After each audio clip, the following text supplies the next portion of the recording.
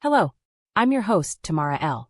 Welcome to Just Another Messenger, your daily decode of the digital, the political, and the prophetic. Powered by AI, grounded in truth, and fueled by rebellion, we sift through noise to bring you what they won't say out loud. If you're ready to unplug from the matrix and plug into the message, let's begin. From the icy ports of Amsterdam to the scorching coast of South Africa, the Dutch Republic carved out an empire not through brute size, but by shipping lanes, silver, and sovereignty. But what if I told you that this 17th-century trading republic still echoes in today's global politics? From colonizing Africa to lobbying Donald Trump, this is the story of how the Dutch became Boers, and how their descendants became a modern-day movement called AfriForum.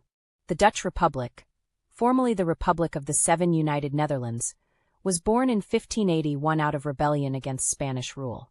But this wasn't just a rebellion of peasants. It was a revolt of merchants. Wealthy, literate, and fiercely Calvinist, the Dutch used capitalism as a colonizing tool. They created the VOC, the Dutch East India Company, and its Atlantic cousin, the WIC, the West India Company. These were no ordinary corporations. They could wage war, sign treaties, colonize lands, and traffic in slaves. By 1652, the Dutch had set up a resupply station at the Cape of Good Hope. It was meant to serve ships on their way to the east. But it soon became a colony, home to a new people. The Boers, Dutch farmers who saw Africa not as a pit stop, but as home. These settlers, joined by French Huguenots and German immigrants, developed a language.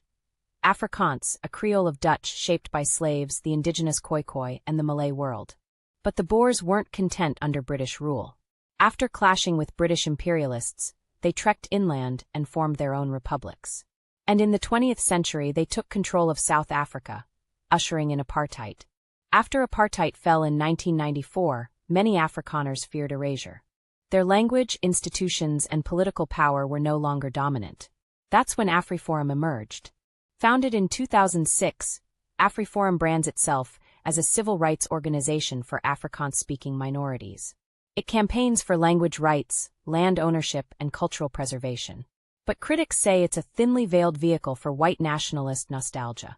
In 2018, AfriForum made international headlines when it traveled to the United States, lobbying the Trump administration to grant special refugee status to white South Africans. Their argument? That they were under violent threat due to land reform policies in South Africa. AfriForum found sympathetic ears among U.S. conservatives. President Trump tweeted he was looking into farm seizures and the large-scale killing of farmers. But critics, both in South Africa and abroad, called the narrative exaggerated and racially selective. From the VOC's corporate colonizers to AfriForum's courtroom warriors, the Dutch legacy in Africa has never quite ended. It's only changed shape. Whether you see AfriForum as freedom fighters or relics of empire depends on which history you believe is still alive. History doesn't vanish. It just files new paperwork and gets rebranded. If you like the content that's presented, hit the subscribe, share and like button to be a part of more thought-provoking conversation. You won't want to miss it. If the message moved you, fuel the mission. Support the channel at $JustAnotherMessenger on Cash App. Every drop counts in the flood of truth. Until tomorrow, stay woke, stay sharp, stay sovereign.